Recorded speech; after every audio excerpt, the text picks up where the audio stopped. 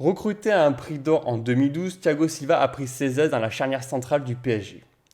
Beaucoup l'ont décrit trop faible mentalement, pourtant Thiago Silva fait partie de l'un des meilleurs défenseurs du monde. Aujourd'hui, Leonardo a décidé de ne pas renouveler son contrat. Alors, à tort ou à raison, faut-il recruter pour le remplacer? C'est ce que nous allons voir dans cette vidéo.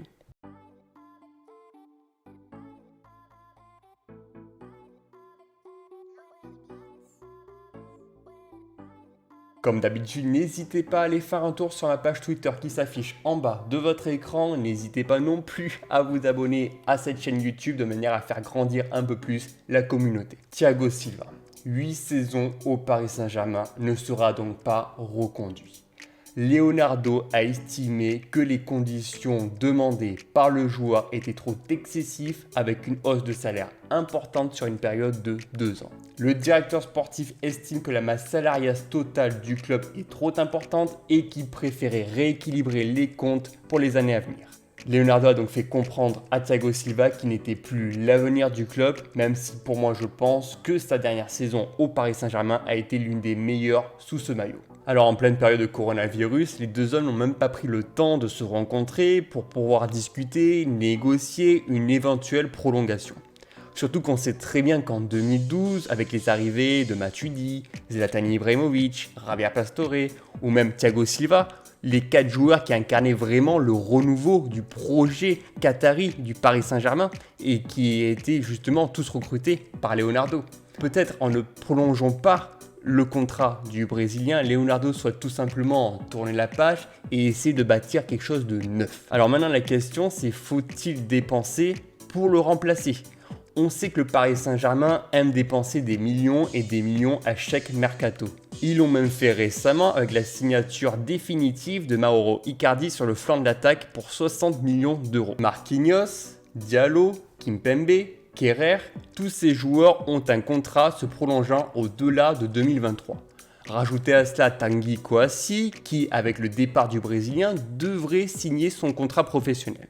Après, si tu veux que je te rajoute des noms, je peux me mettre à la place de Leonardo et aller voir du côté de l'Italie. Et bien entendu, la référence mondiale à ce poste-là, c'est Kalidou Koulibaly. Également te pencher sur Milan Skriniar, la valeur sûre de l'Inter Milan, mais ça aura quand même un prix excessif. Ou encore, si tu veux quelqu'un d'un petit peu moins cher, tu peux te concentrer sur Alessio Romagnoli, qui est très bon de la tête du côté du Milan AC. Je peux aussi te donner Johnston, mais je te garantis pas une compétence défensive extraordinaire. Dans tous les cas, quel que soit le joueur cité, il faudra au moins mettre 40 millions d'euros sur la table. Comme je vous l'ai dit, Paris dispose de suffisamment de ressources en charnière centrale. Le problème ne vient pas forcément de là, mais plutôt des postes de latéraux. Le contrat de Kurzawa et de Meunier se termine fin juin.